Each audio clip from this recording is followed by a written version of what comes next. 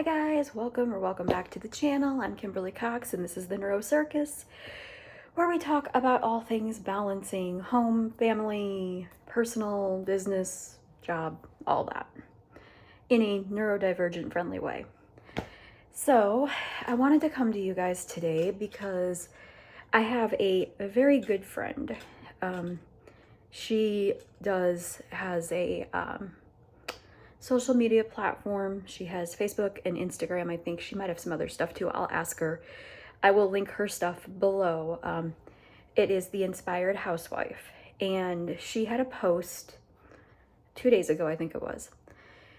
And it was talking about how moms don't give up. We just learn to pivot. And that word, pivot, got stuck in my head. And I channeled a message that was basically a step-by-step guide to how I pretty much have done this for a while, not even realizing it, how I plan my days. So we're going to call this the pivot method.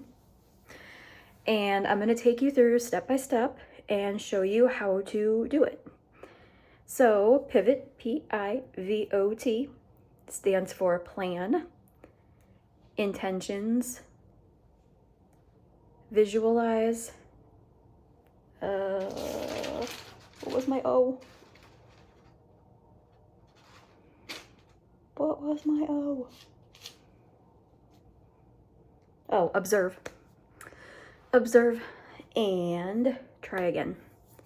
So we're going to plan first. So when I plan my day out, I figure out what needs to be done. I try not to do more than 2 to 3 big tasks in any one area. And I try to kind of spread it out. So I'm covering all areas. If I have a really big task in one area, I try to make the other tasks smaller in other areas. So I plan out my day, and then I set the intentions for how I'm going to do that. And that's really just, you can set intentions in all kinds of different ways. So what I do is I kind of just close my eyes and I'm like, okay, this is how I want the day to go. These are the things I want to get done. And this is how I'm going to feel when I get this stuff done. So I set the intentions and then I visualize myself doing it. They kind of run hand in hand when I do them that way. So I set the intentions, this is what I'm doing, and then I see myself actually completing these tasks. I think that's a big step because I think if we just write them down and then go do whatever, there's a good possibility we're either going to not do some, other things are going to come up and get in the way. But when we actually take the time to visualize ourselves doing these things, then we have a moment where it's like, okay, I've already seen myself do this and I know how this works. So I'm going to go ahead and make this a priority to do it. So that is like the pre-day, right? That's like your morning, you're getting everything set up. So then you're going to start doing your tasks.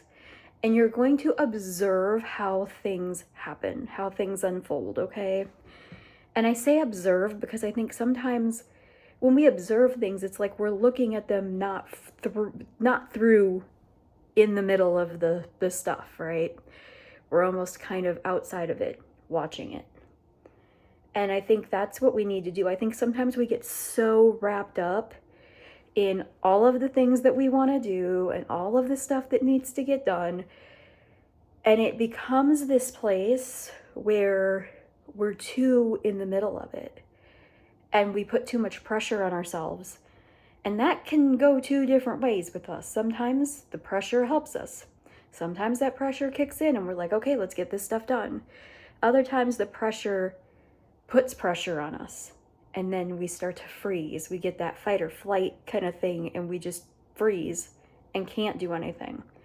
And that's where the procrastination and all of that kicks in.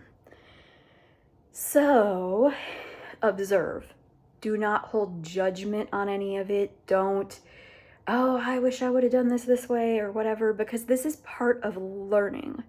If you're doing it this way, you're learning what works, what doesn't work, how to make things happen.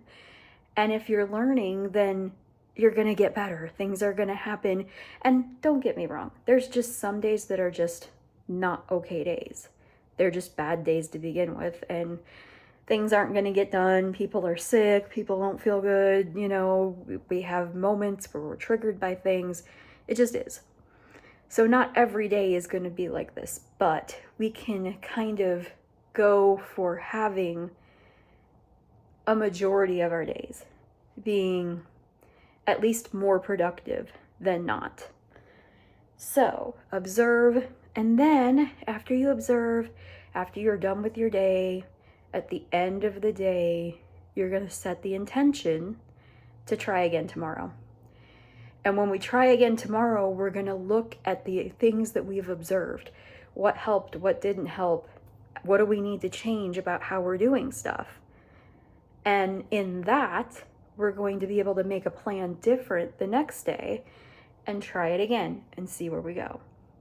And I think when we come full circle to that try again, sometimes we do need to pivot, which is exactly what this is, right? Sometimes we need to pivot. Sometimes we need to move, do something a little different, change something. But we're always consistently moving forward.